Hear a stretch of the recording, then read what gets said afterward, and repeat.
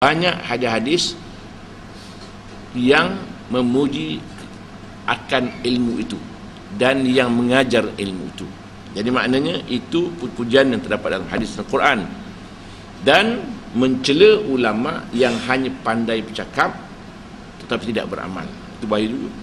Itu sebabnya di padang mahsyar besok, orang yang payah, susah akan disoal oleh Allah SWT ialah pemimpin-pemimpin. Maka pemimpin yang nombor satu yang amat payah, maka berebut-rebut orang jadi pemimpin nombor satu. Sedangkan pemimpin itu amat berat disoal di padang mahsyar, dan juga para ulama pun akan disoal.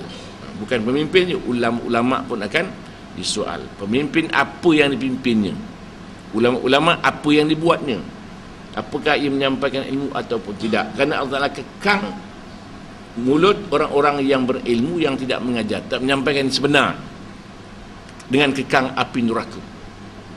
Ataupun ulama yang menyimpan hukum yang haram dia tak cakap. Apa hukum ni tuan? Susahlah dia. Halal ke? Susah juga. Haram lagi payah. Dia sebut haram sekarang, tak tahan lama kena buang. Halal Allah Ta'ala marah pula. Tak macam mana tu? Jangan mencari keredaan manusia di atas kemarahan Allah. Jangan cari, tetapi carilah keredaan Allah walaupun dimarah oleh manusia. Itu payah tu. Itu ulama akan dicerita, kabur maqtan indallah an taqulu ma la taf'alun. Seburuk semurka-murka Allah Ta'ala, kamu cakap kamu tak buat. Jadi maknanya amat bahaya. Itu dipanggil menyorok ilmu.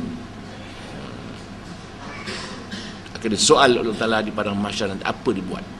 Surga pun mudah, neraka pun mudah juga. Please.